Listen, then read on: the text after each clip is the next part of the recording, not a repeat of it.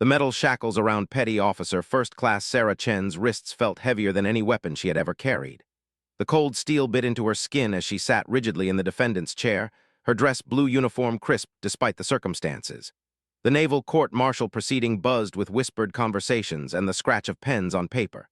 Every eye in the packed courtroom seemed to bore into her, some filled with curiosity, others with barely concealed disdain.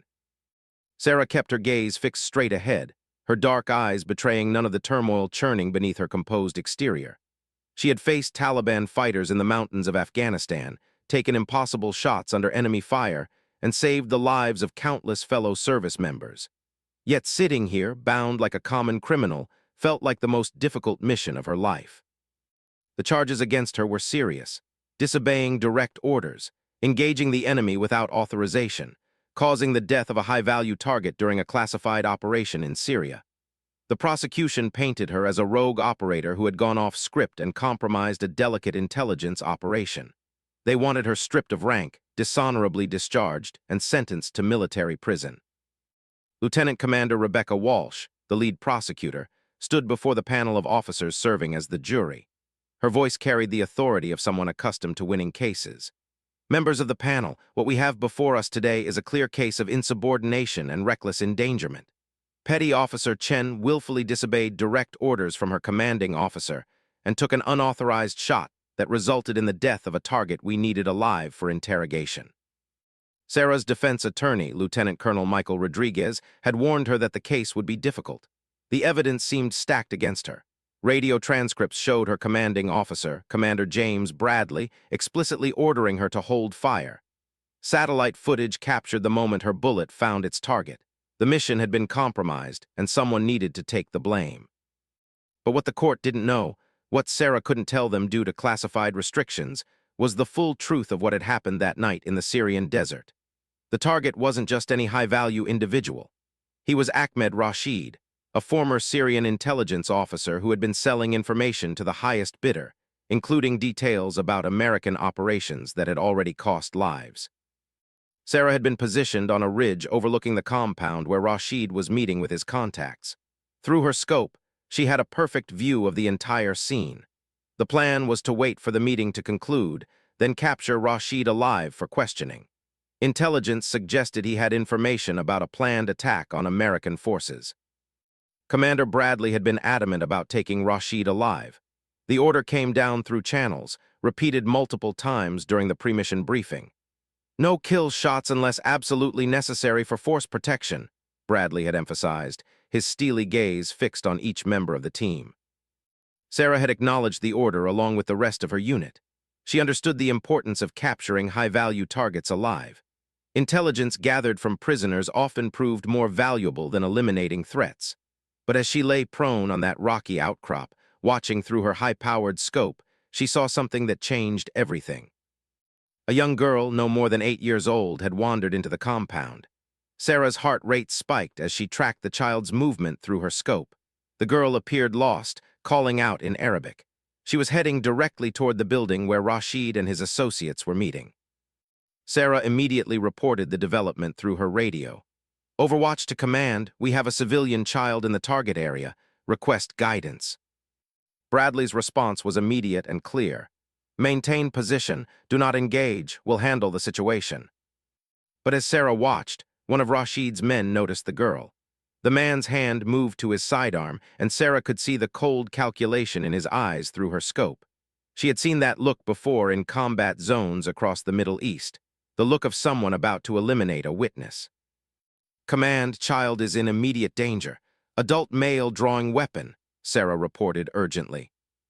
Negative, Overwatch, maintain position, that is a direct order. Sarah felt sweat beading on her forehead despite the cool desert night. Her finger rested lightly on the trigger of her M40A6 sniper rifle.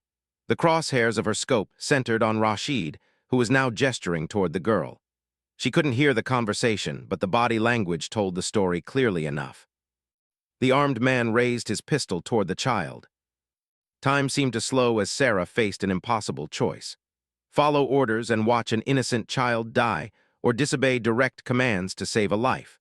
Her training as a Navy SEAL emphasized following orders without question, but her oath as a service member included protecting innocent life.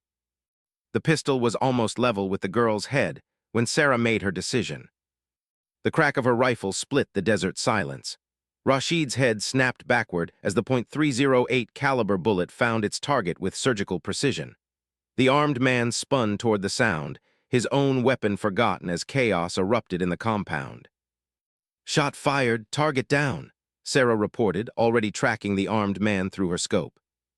"What the hell did you just do?" Bradley's voice crackled with fury through the radio. The mission rapidly deteriorated from there. Rashid's associates scattered, grabbing documents and hard drives as they fled. The intelligence goldmine they had hoped to capture vanished into the Syrian night. Within minutes, the compound was empty except for Rashid's body and the confused little girl who had unknowingly triggered an international incident. Sarah had saved the child's life, but at tremendous cost. The intelligence Rashid might have provided could have prevented future attacks, saved American lives, disrupted terrorist networks, or so the prosecution argued in the months that followed. The investigation was swift and thorough. Sarah's service record, normally exemplary, was scrutinized for any sign of previous insubordination. Character witnesses testified to her dedication and skill, but the facts seemed indisputable. She had disobeyed a direct order and killed a high-value target they needed alive. What made the case even more complicated was Sarah's background. She was one of only a handful of women to complete SEAL training after the program opened to female candidates. Every success and failure was magnified under the intense scrutiny that came with breaking barriers in the military's most elite units. Some whispered that the charges were motivated by more than just her actions that night. There were those in the Navy who had never accepted women in combat roles, particularly in the SEALs. Sarah had faced skepticism and outright hostility throughout her career, proving herself again and again only to face new challenges to her competence and dedication. Her path to becoming a SEAL had been anything but conventional.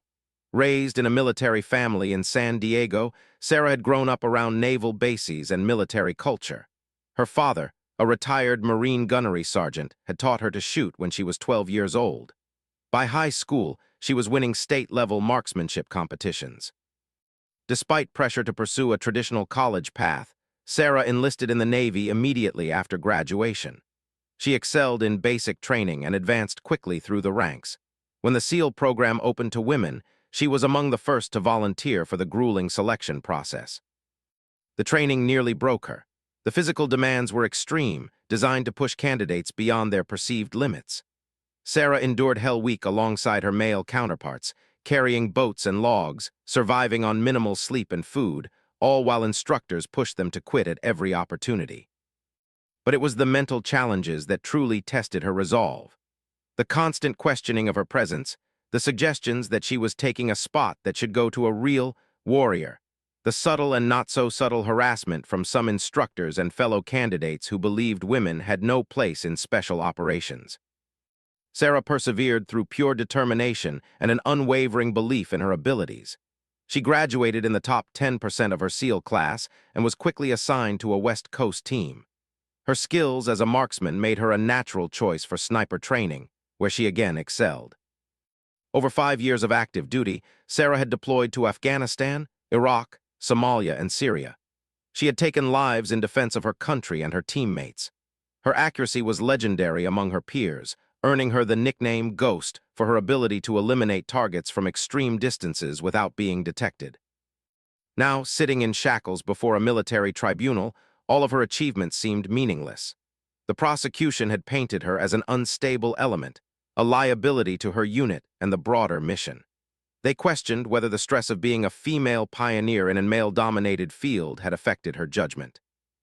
Lieutenant Commander Walsh continued her opening statement, her voice carrying across the silent courtroom. The defendant's actions, while perhaps well-intentioned, demonstrate a fundamental failure to follow orders and maintain discipline under pressure.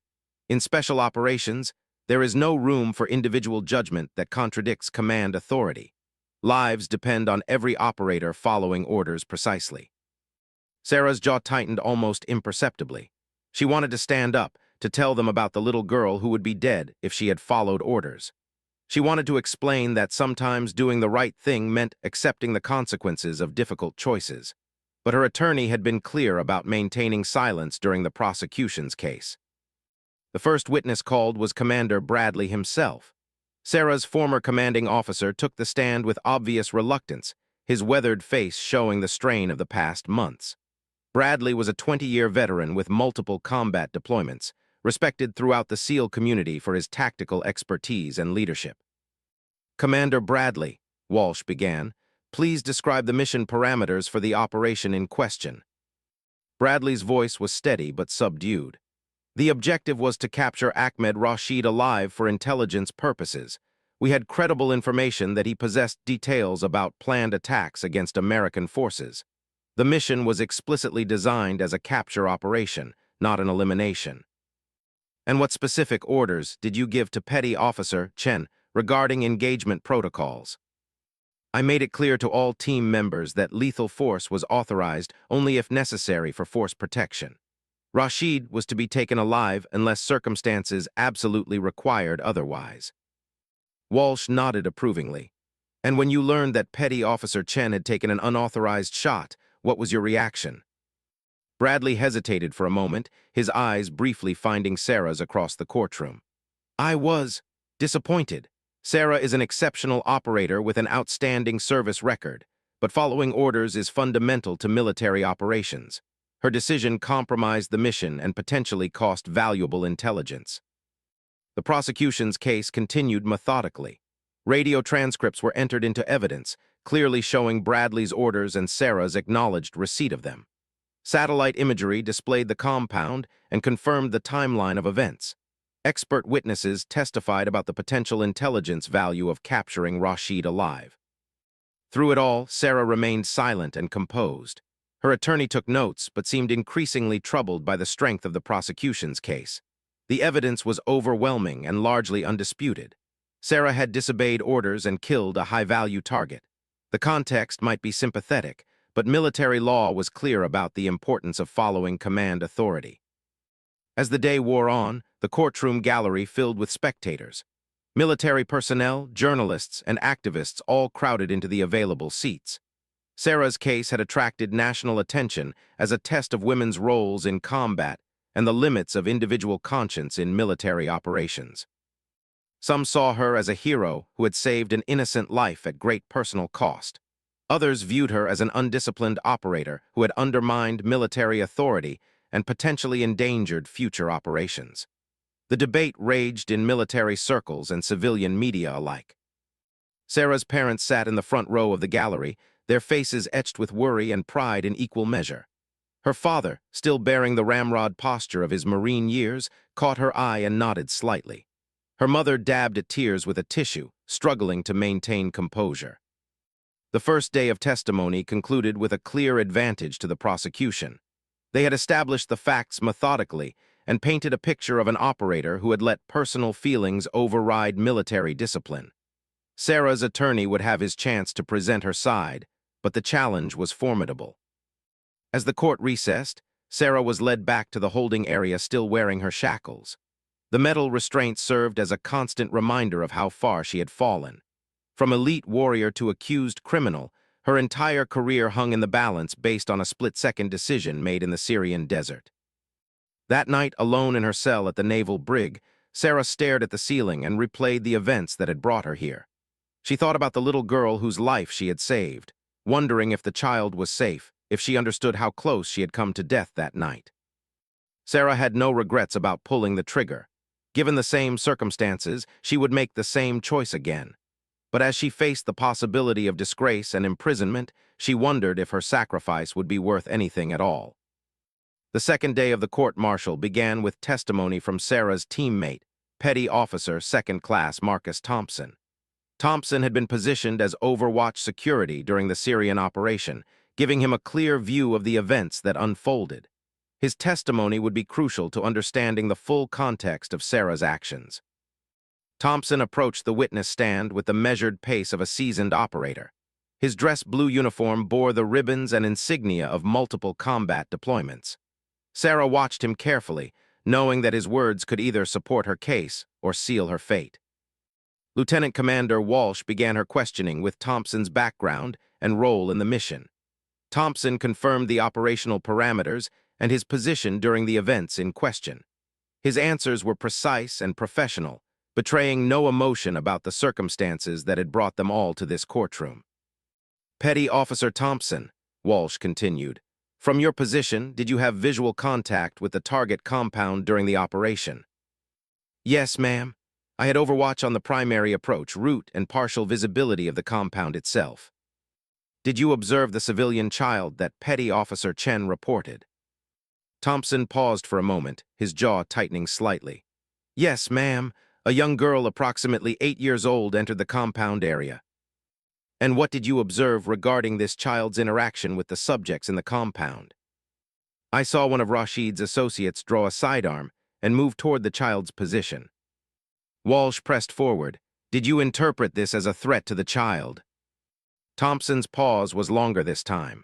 Sarah could see the conflict in his eyes as he struggled with his loyalty to his teammate and his duty to provide truthful testimony. It appeared that the individual was prepared to use force against the child. Yet you did not take action yourself. Why not? My position did not offer a clear shot, and I had received explicit orders to maintain position unless directed otherwise. Sarah's attorney, Lieutenant Colonel Rodriguez, stood to begin his cross-examination.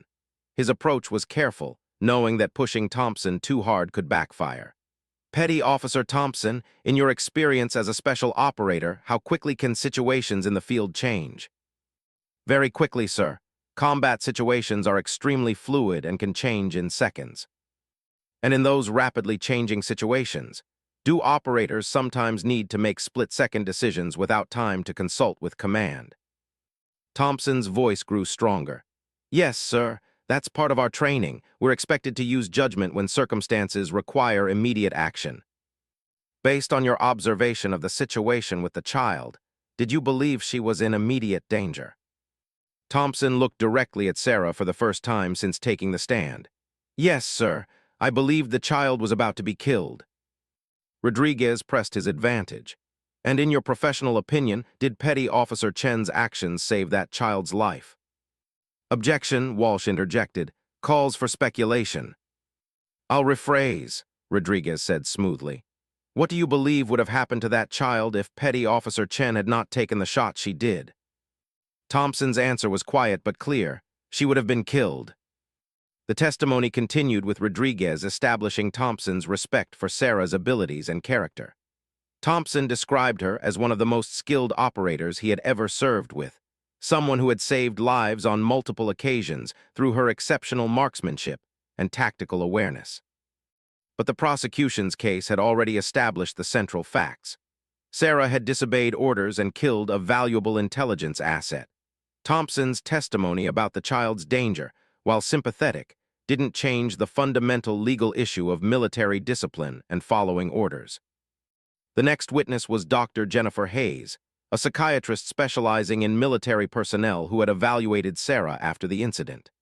Dr. Hayes had spent months interviewing Sarah, reviewing her service record, and assessing her mental state. Dr. Hayes, Walsh began, based on your evaluation of the defendant, did you find any evidence of psychological factors that might have influenced her decision-making? Dr. Hayes consulted her notes before answering. Petty Officer Chen showed no signs of mental illness or psychological instability. However, I did note significant stress related to her role as one of the first women to serve in the SEAL teams. Can you elaborate on that stress? She reported experiencing ongoing scrutiny and pressure to prove herself worthy of her position. This type of chronic stress can sometimes lead to overcompensation or attempts to prove one's dedication through extreme actions. Sarah felt her cheeks burn with anger at the implication. The prosecution was suggesting that her gender had made her unstable, that being a woman had somehow clouded her judgment. It was exactly the kind of discrimination she had fought against throughout her career.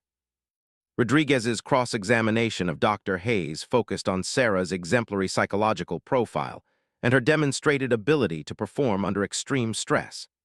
Dr. Hayes admitted that Sarah's psychological evaluation was actually superior to many male operators she had assessed, showing remarkable resilience and emotional stability.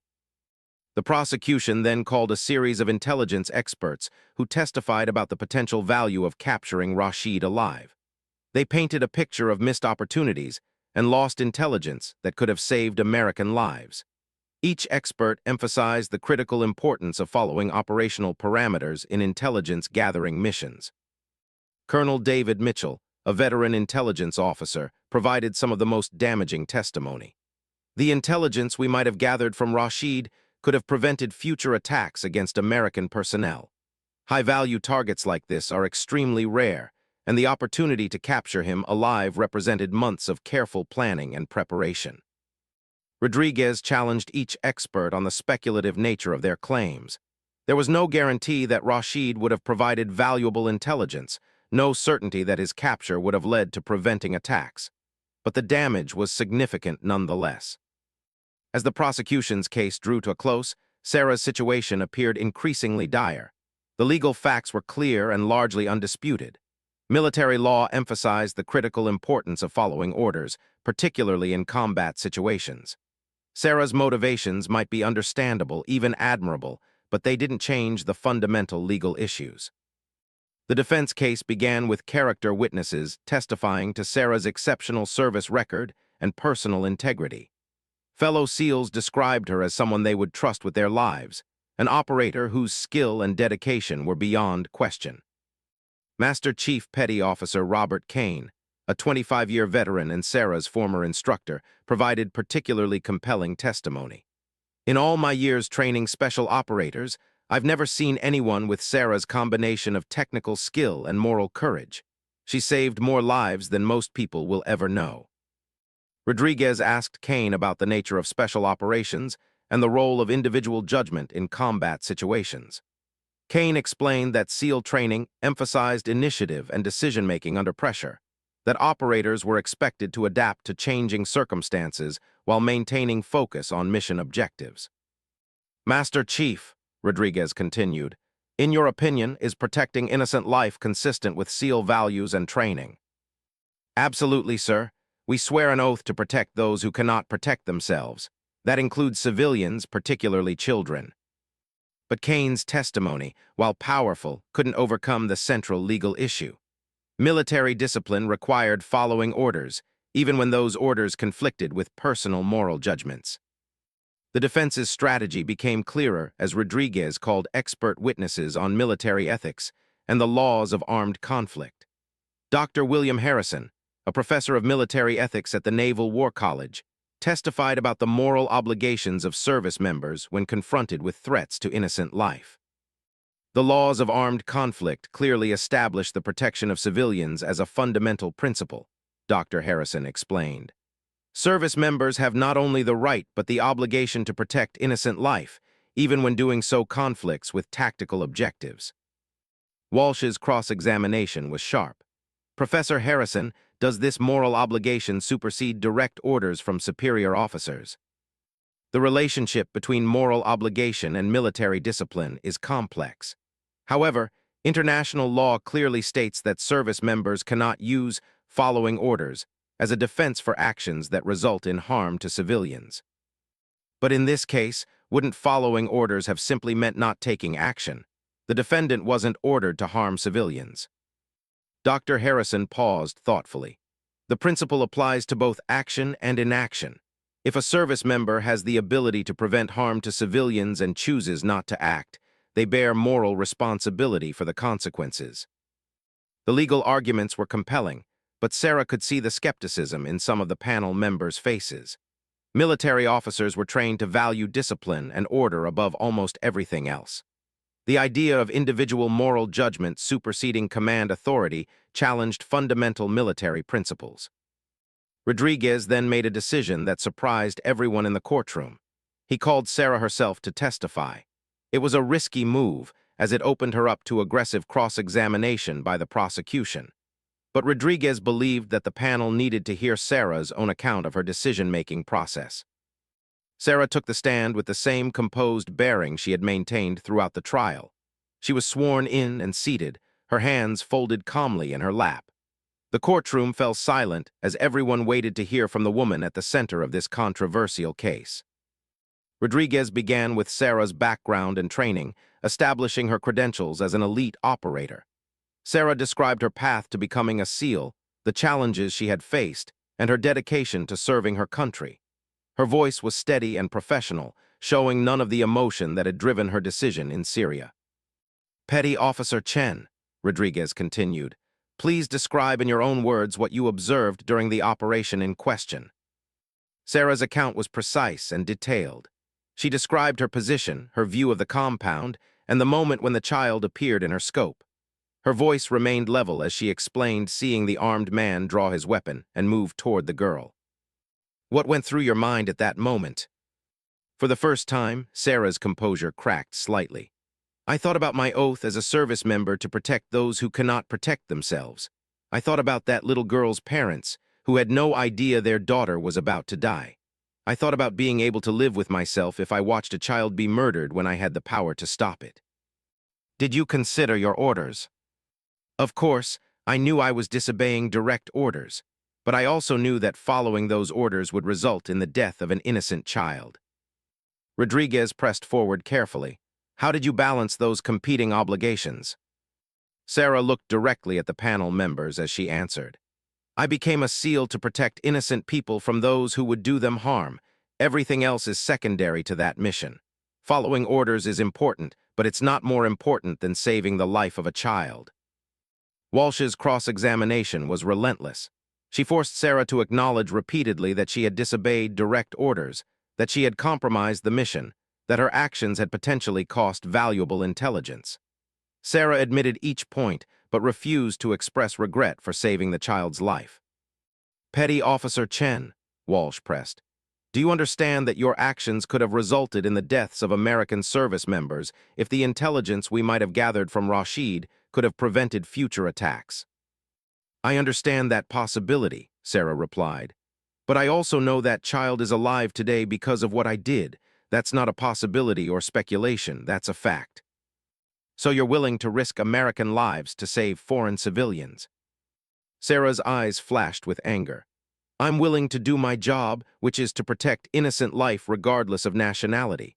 That child's life has value, just as much value as any American life.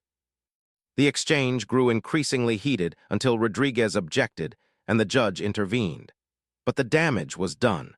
Walsh had portrayed Sarah as someone who valued foreign civilians over American interests, a characterization that resonated negatively with the military panel.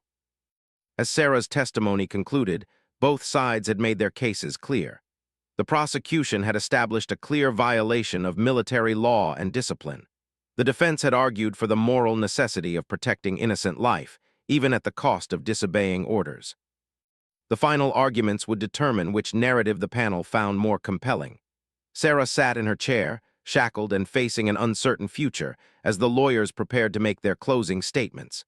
The little girl she had saved was safe, but Sarah's own fate hung in the balance. The closing arguments began on a humid Thursday morning, with both legal teams preparing to make their final appeals to the panel of officers who would decide Sarah's fate. The courtroom was packed beyond capacity, with overflow observers standing along the walls and spilling into the hallway outside. National media had turned the case into a symbol of broader debates about women in combat, military ethics, and the limits of individual conscience. Lieutenant Commander Walsh approached the panel with the confidence of a prosecutor who believed she had built an unshakable case. Her voice carried across the silent courtroom as she began her final argument. Members of the panel, this case is fundamentally about one principle that forms the backbone of military service: the absolute necessity of following orders.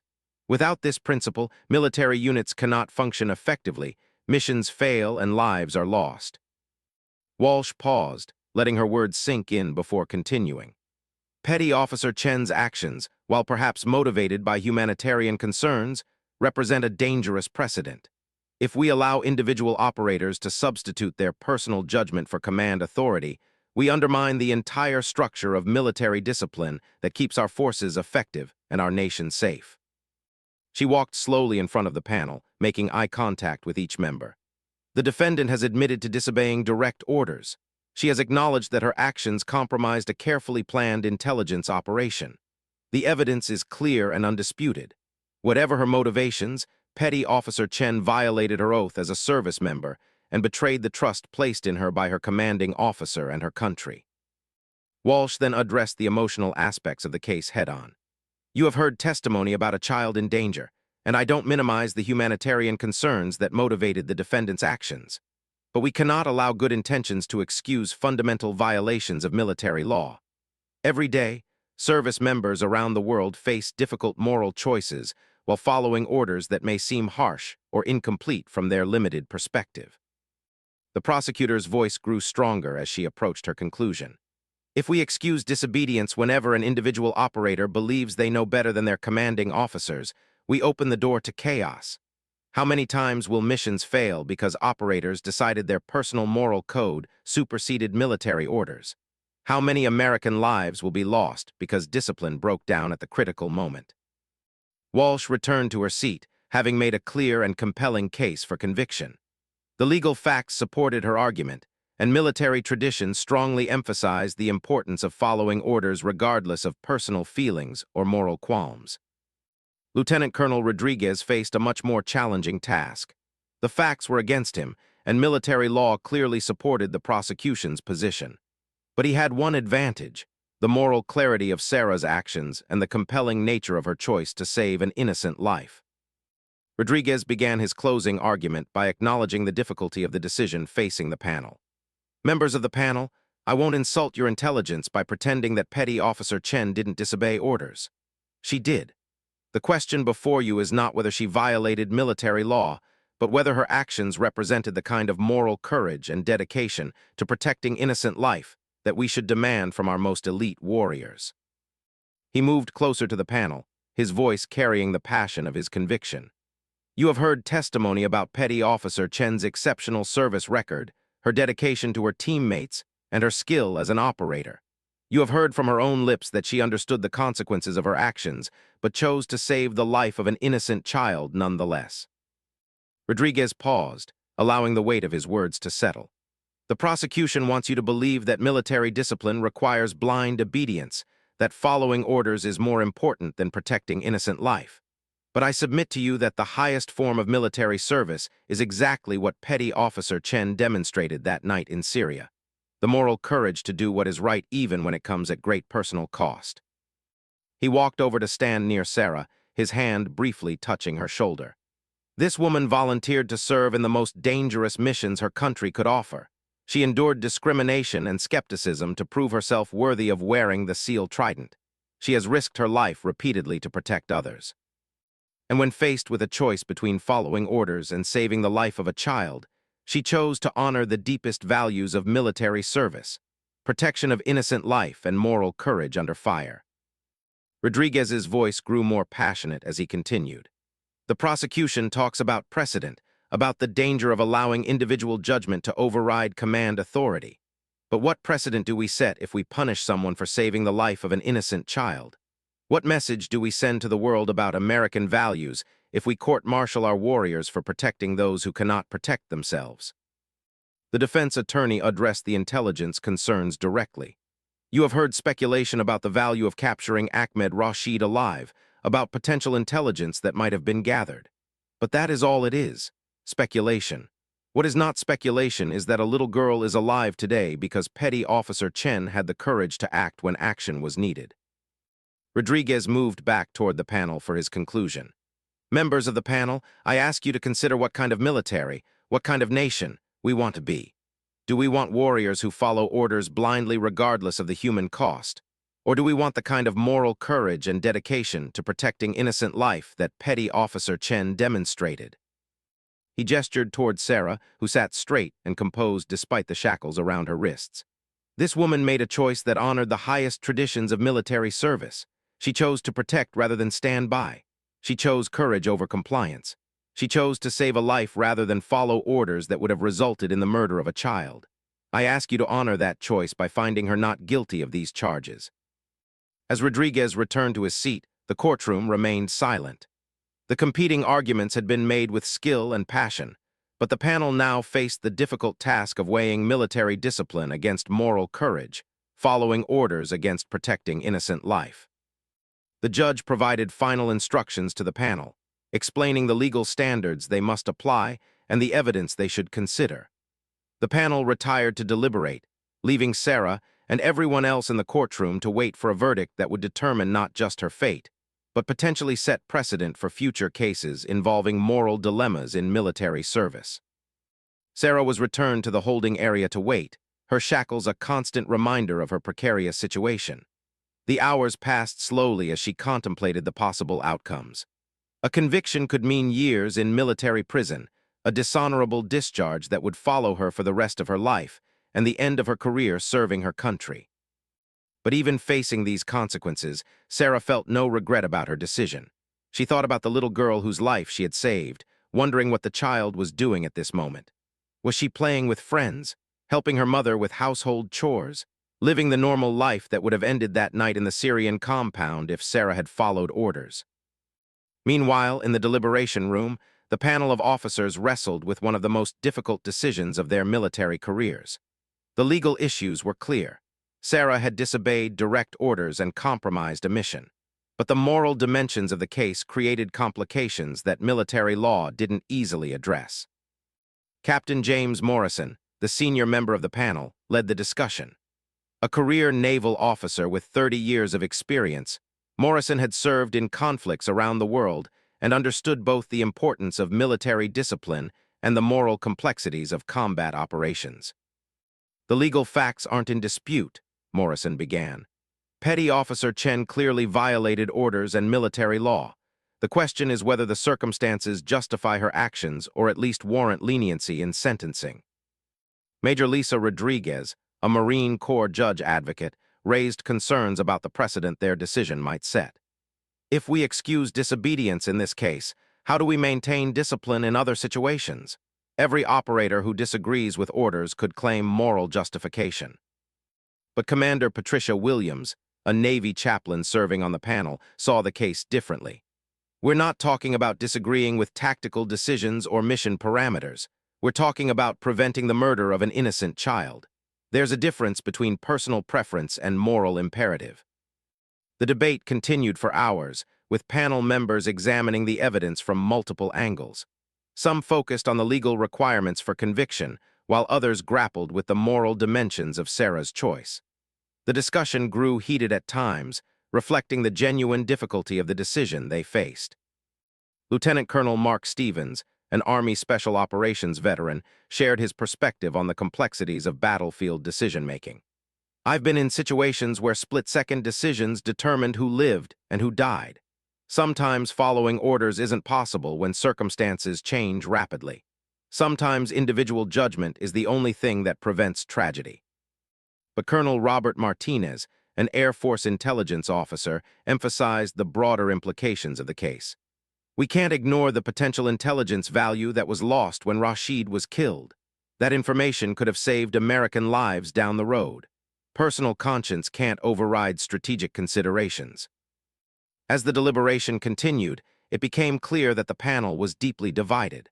Some members were convinced that military discipline required conviction regardless of Sarah's motivations. Others believed that her moral courage deserved recognition rather than punishment. The discussion stretched into the evening hours, with panel members carefully reviewing testimony and evidence. They examined precedent cases involving disobedience of orders, looking for guidance on how to balance competing values and obligations. Back in the courtroom, family members and supporters waited anxiously for word from the deliberating panel. Sarah's parents sat quietly in the front row, her father's military bearing unchanged, despite the emotional strain of watching his daughter face court-martial. Her mother clutched his hand tightly, drawing strength from his steady presence. Fellow SEALs filled several rows, their presence a testament to the respect and loyalty Sarah had earned from her teammates. Many had taken leave from their own duties to attend the trial, showing their support for someone they considered one of their own. The media contingent remained large throughout the deliberation, with reporters and camera crews maintaining constant vigil outside the courthouse.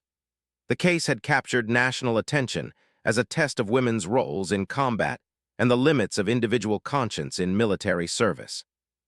As night fell over the naval base, the courtroom lights remained on as everyone waited for the panel to reach their verdict. Sarah sat in her holding cell, trying to prepare herself mentally for whatever decision the panel might reach.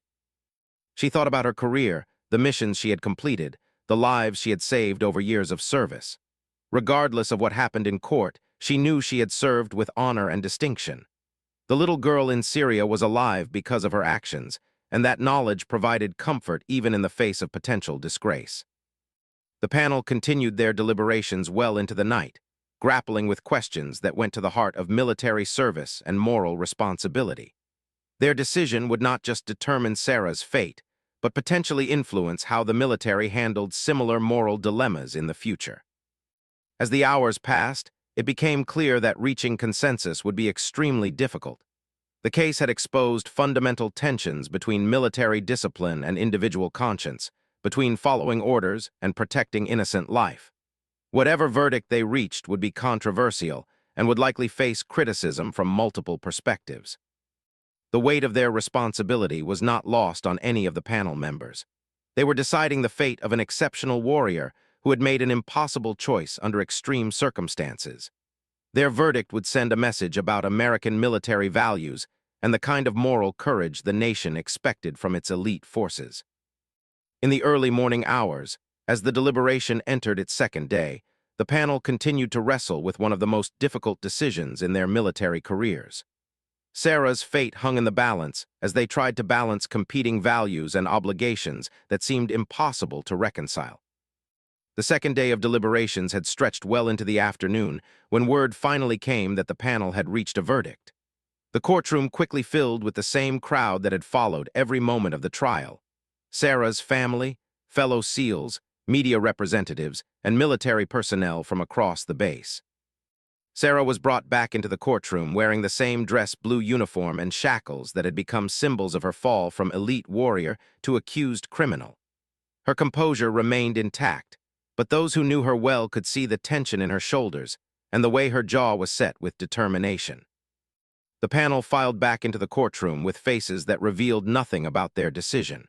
Captain Morrison, the panel president, carried a sealed envelope containing the verdict that would determine Sarah's future. The silence in the courtroom was absolute as everyone waited for the announcement that would end months of legal proceedings. Judge Captain Helen Bradley, no relation to Sarah's former commanding officer, called the court to order. "Members of the panel, have you reached a verdict?" Captain Morrison stood at attention. "We have, Your Honor." "Please present your findings to the court." Morrison opened the envelope with deliberate care, his expression remaining neutral as he read the contents. The pause seemed to stretch for an eternity before he spoke the words that would change everything. "On the charge of disobeying direct orders, we find the defendant guilty." Sarah's mother audibly gasped, and several of her supporters shifted uncomfortably in their seats. But Morrison wasn't finished. "However, the panel unanimously recommends clemency based on the extraordinary circumstances surrounding the defendant's actions and her exceptional record of service to our nation." The courtroom erupted in confused murmurs. A guilty verdict with a recommendation for clemency was unusual, reflecting the panel's struggle to balance military law with moral considerations. Sarah showed no emotion at the announcement, but her attorney placed a reassuring hand on her shoulder. Judge Bradley restored order before addressing sentencing considerations.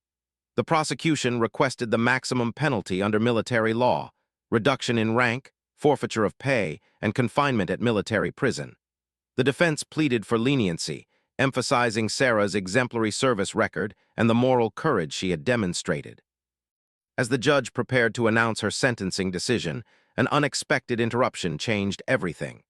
The courtroom doors opened, and a naval officer in dress whites strode purposefully toward the front of the room.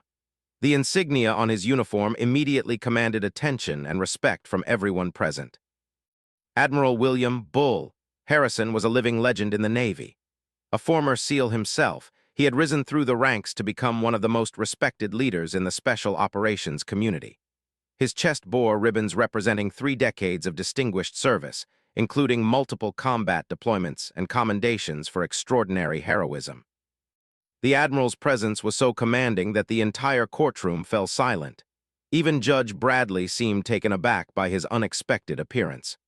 Harrison requested permission to address the court, and after brief consultation with the legal teams, the judge granted his request.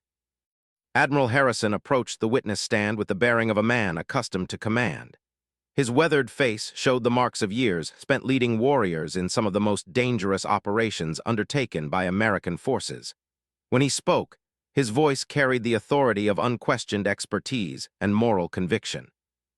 Your Honor, members of the panel, I have served this nation for 31 years, the last 15 in positions of senior leadership within the Special Operations community.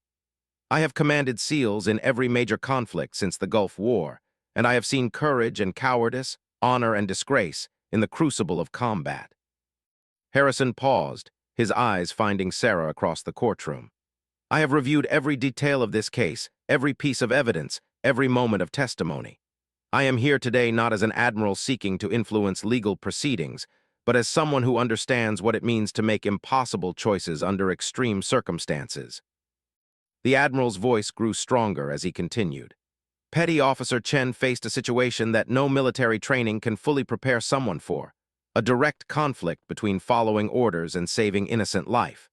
In that moment, she made a choice that honored the highest traditions of military service and the deepest values of our nation.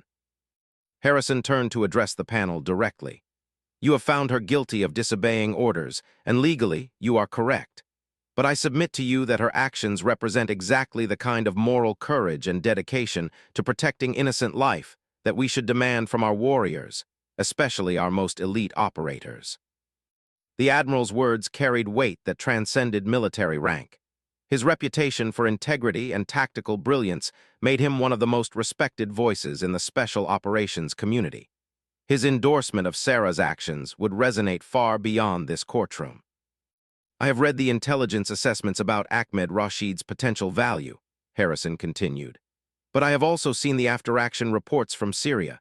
That little girl would be dead if Petty Officer Chen had followed orders. There is no speculation about that fact, no uncertainty about the outcome. A child is alive today because one of our warriors had the courage to act when action was needed. Harrison's voice took on a tone of deep conviction as he approached his conclusion. The prosecution has argued that excusing disobedience in this case would undermine military discipline. I argue the opposite. Punishing someone for saving innocent life would undermine everything we claim to stand for as American warriors. The Admiral stood at attention as he delivered his final statement. I have commanded thousands of special operators over my career. I would trust Petty Officer Chen with the most sensitive missions our nation could offer. Her actions in Syria demonstrate exactly the kind of moral courage and dedication to protecting innocent life that makes American forces the finest military in the world. As Admiral Harrison returned to his seat, the impact of his words was immediately apparent. The same panel members who had struggled to balance competing values now heard from one of the most respected leaders in the military, affirming the moral necessity of Sarah's actions. Judge Bradley called for a brief recess to consider the Admiral's unexpected testimony. During the break, Sarah's attorney conferred urgently with the prosecution team about the implications of Harrison's appearance. The Admiral's endorsement had fundamentally changed the dynamics of the case.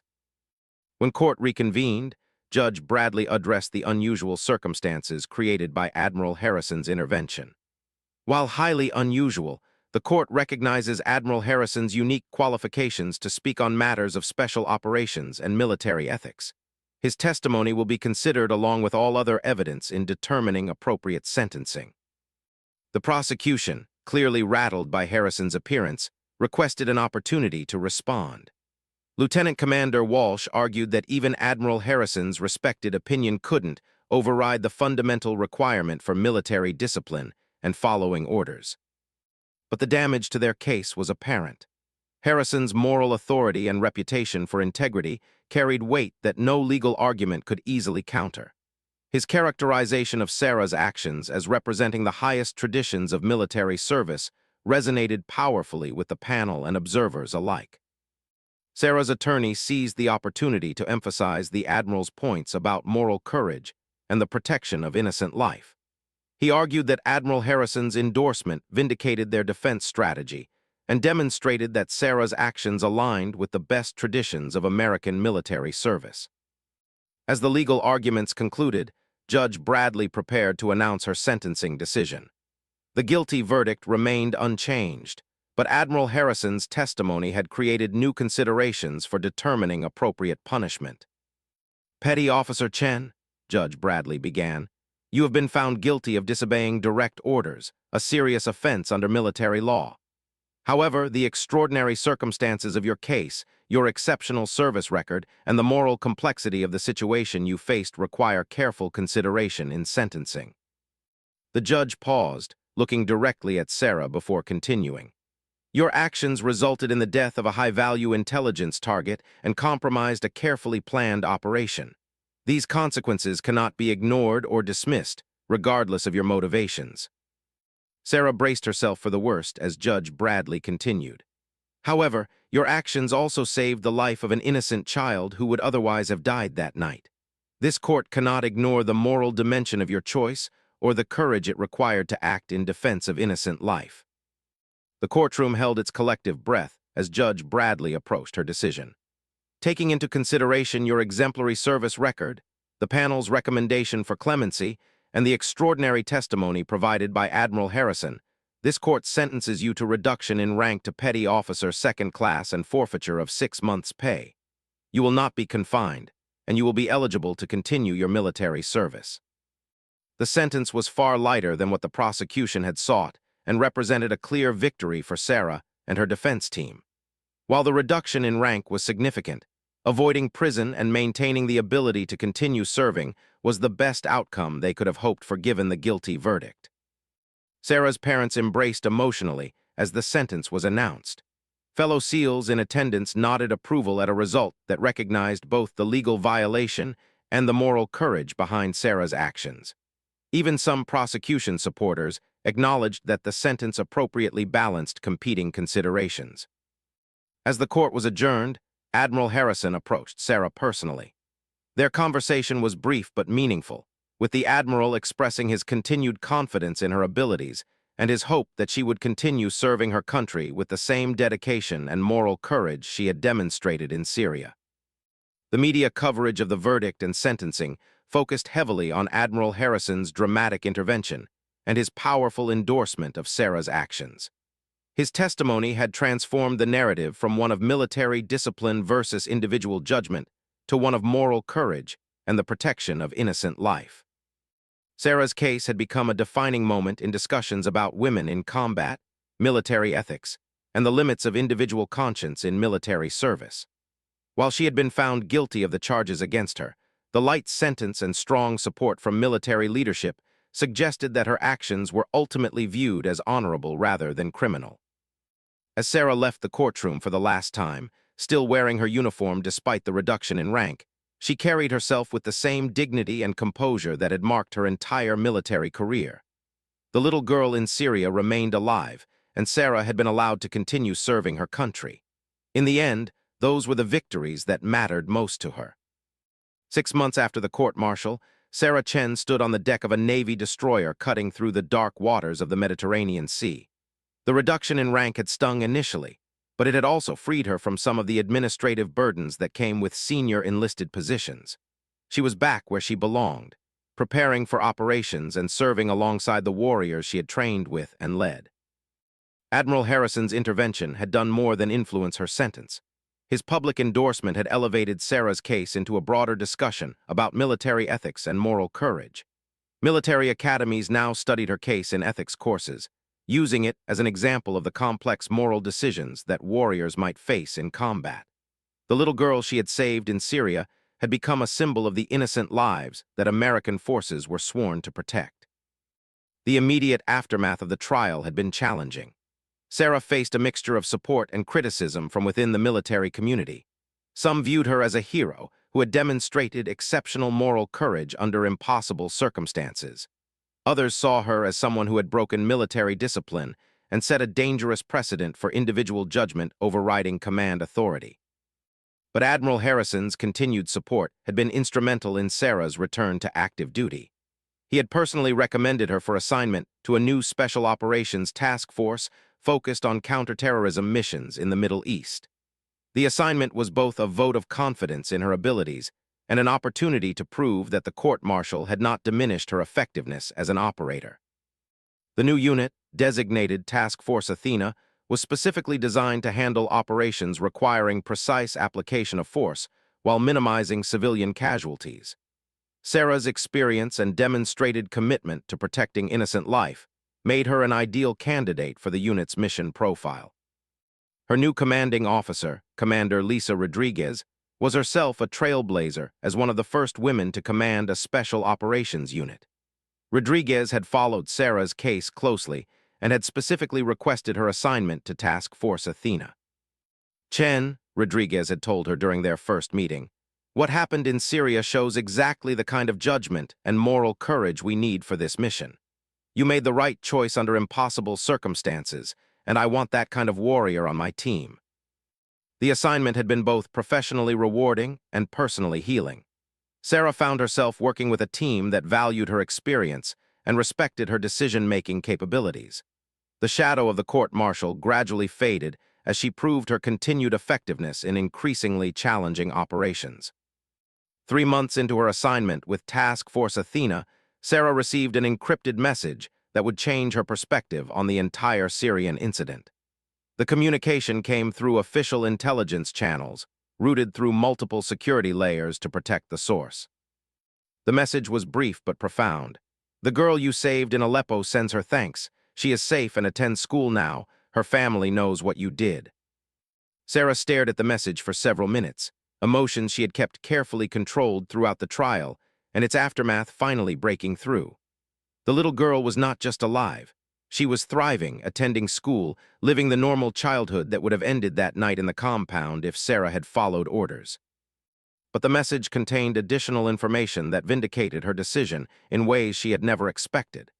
Intelligence gathered in the months following Rashid's death had revealed that he had been planning an attack on a Syrian school that served displaced refugees. The attack would have killed dozens of children, including the girl Sarah had saved.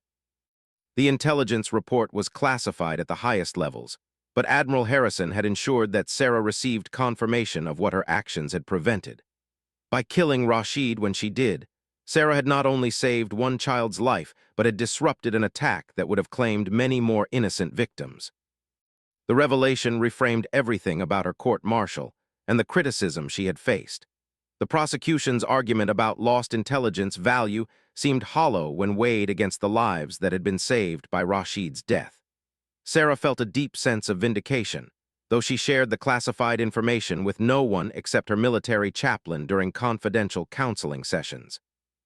Admiral Harrison visited Task Force Athena during a routine inspection tour 2 months later. His presence was officially part of standard command oversight, but Sarah suspected he had specifically chosen to visit their unit to check on her progress and continued service. During a private meeting, Harrison shared additional context about the broader impact of her case. "Your court-martial has fundamentally changed how we approach ethics training in special operations," he told her. "Every SEAL candidate now receives intensive instruction on balancing mission objectives with protection of civilian life. Your case study is central to that curriculum." Harrison's expression grew more serious as he continued. "You should also know that there have been 3 separate incidents in the past 6 months where operators faced similar moral dilemmas. In each case, they made decisions that protected civilian life while achieving mission objectives. They specifically cited your example as guidance for their actions." The Admiral's words carried deep meaning for Sarah. Her decision in Syria and the controversy that followed had created new frameworks for moral decision-making in special operations. Future warriors would have clearer guidance for handling conflicts between mission objectives and protection of innocent life. "The military is often slow to change," Harrison observed, "but your case has accelerated important conversations about our values and priorities. That's a legacy worth being proud of, regardless of the temporary professional consequences you faced." Sarah's service with Task Force Athena continued to distinguish her as an exceptional operator. Her precision and judgment in complex urban environments made her invaluable for missions requiring surgical application of force. She had participated in 17 successful operations, each one completed without civilian casualties or compromise of mission objectives. Her reputation within the special operations community had been fully rehabilitated.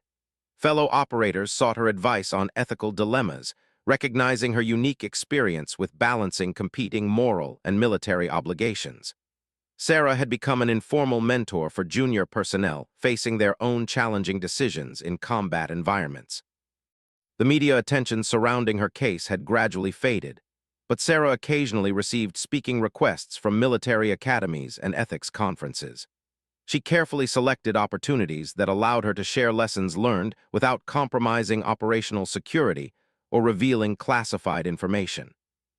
During one such speaking engagement at the Naval War College, Sarah addressed a class of future military leaders about the complexities of moral decision-making in combat.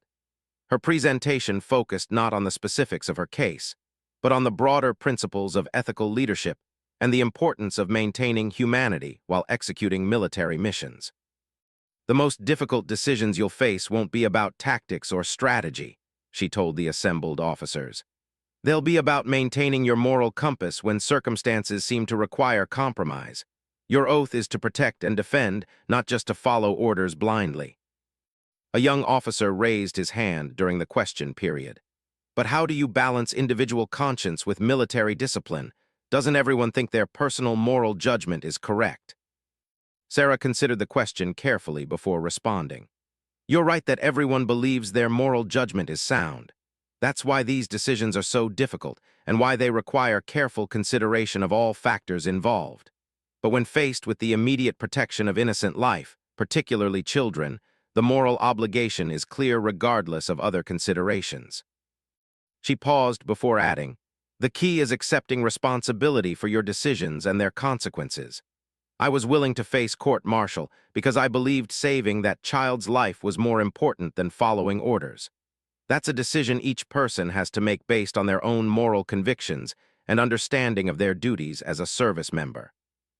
Following her presentation, several young officers approached Sarah privately to discuss their own concerns about potential moral dilemmas they might face in future deployments.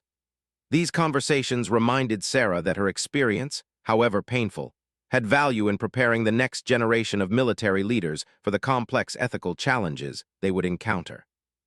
As her second year with Task Force Athena concluded, Sarah received notification of her promotion back to Petty Officer First Class.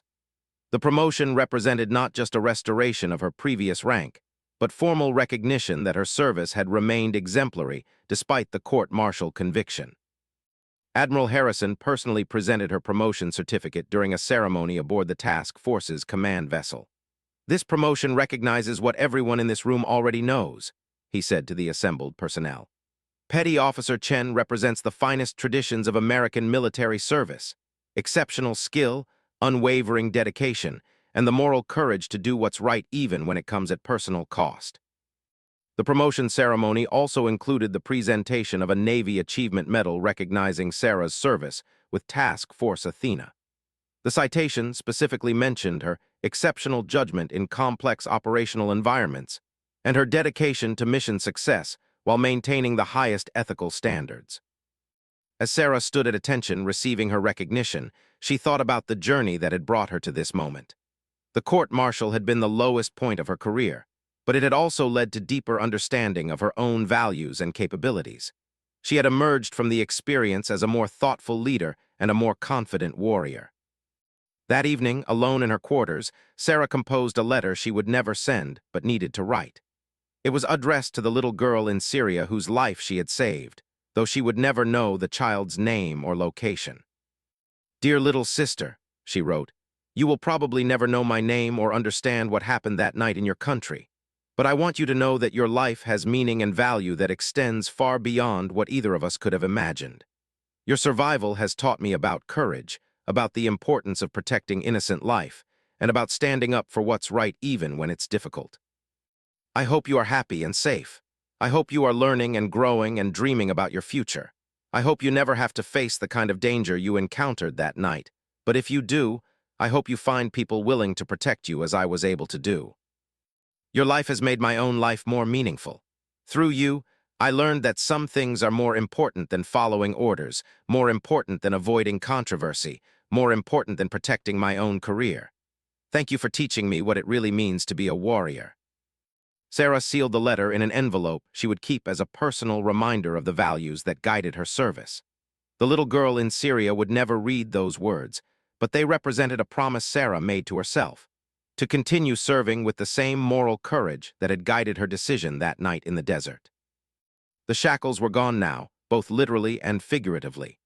Sarah Chen had found her way back to serving with honor, distinction, and the unwavering commitment to protecting innocent life that defined her as both a warrior and a human being. The little girl was safe, and that knowledge would sustain her through whatever challenges lay ahead in her continued service to her country.